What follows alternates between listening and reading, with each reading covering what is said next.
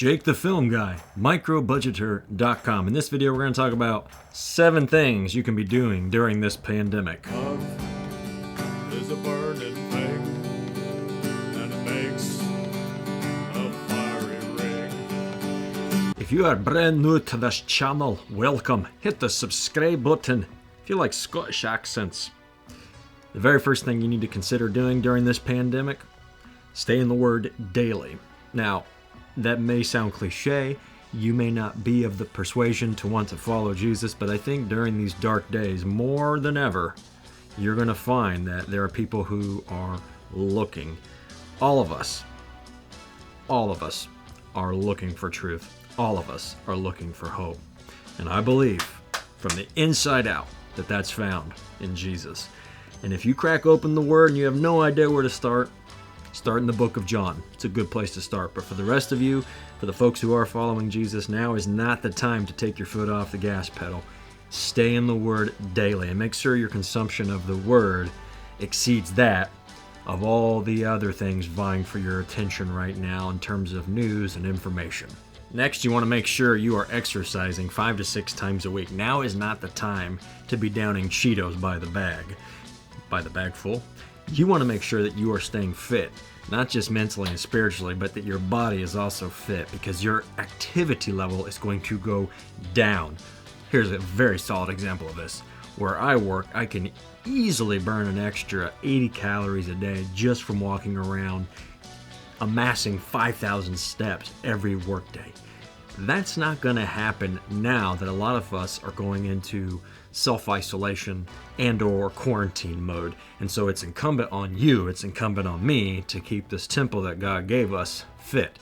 That way we are healthy across the board for the people that depend on us. I kind of touched on this earlier. You want to make sure that you are limiting your news consumption to, I would say, no more than 15 minutes a day. There are a lot of wormholes, an endless supply of wormholes to fall into right now. Now is not the time for that. On the flip side, I do want you, as these conditions change, and we all must adapt rather rapidly to the changing world around us, I do want you to be operating what you do as a media producer within the limits of the law of the land. Be sure you're checking with your local, county, and city laws before you just go off and do X, Y, and Z through your video production business, side hustle, or even full-time job where you work as a video media content producer. Be up to date, because these things are shifting and may continue to shift. You're probably wondering, what about video production itself? I know, so far I've only given you a bunch of helpful general advice. Well, it remains to be seen if it's helpful.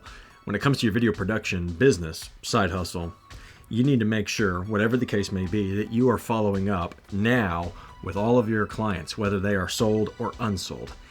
Double down on customer service. This is not a time to slack off in that regard. Obviously, you have to be mindful of social distancing and a whole other plethora of things. Yes, I said plethora. But you cannot afford to lose out on customer service right now. People, more than ever, need to see and experience the love of Jesus. And customer service is one vehicle that we are afforded that opportunity. Hollis. Practice your sales training every working day, and you need to know your USP, unique selling proposition. I've talked about this many a times before, but you especially now need to be able to differentiate yourself from the glut of other video producers and media and content producers that are suddenly thinking, okay, who am I going to go work for? Who am I going to provide a valuable service to? You need to make sure you know what your USP is and know it well.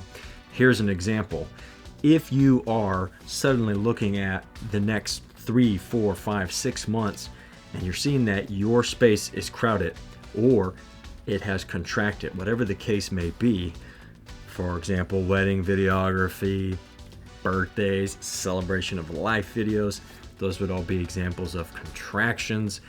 But on the flip side, you see now that there's going to be some crowding going on with all of the small and medium businesses that still need to conduct their internal messaging and external messaging, and that gives you and I opportunities to go and surround them with the tools they need to reach their customers and their employees, all the key people in their organizations. That's going to get crowded. So how do you figure out what that USP is? Well, that's what leads me into the next point. Start looking for verticals that you can start working in. Okay, well, what do I mean by a vertical? Here's a classic example of that. Now, all of a sudden, you have a lot of small and medium-sized churches that are unable to gather together. They're going to have to shift to online gatherings. Some of them cannot.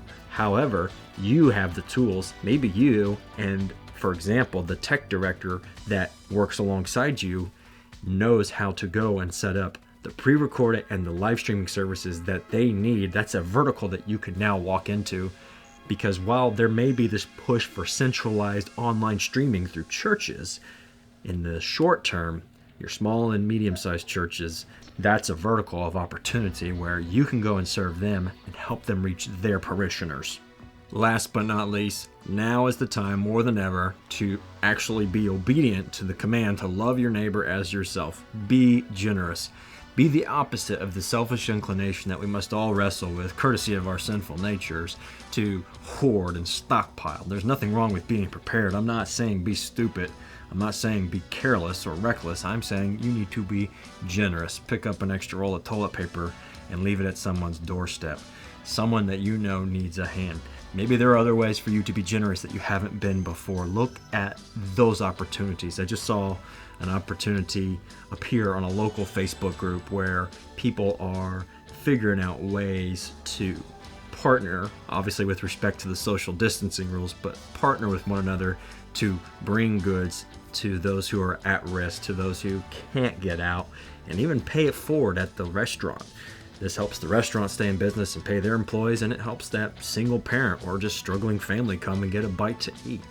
They're right under your nose, so be cognizant of those. I'm not going to promise you that it's going to be easy in the days ahead, but I am praying for you, and I can promise you this: God will never leave you nor forsake you. And if you have zero relationship with Him, now's a good time to crack open the good book.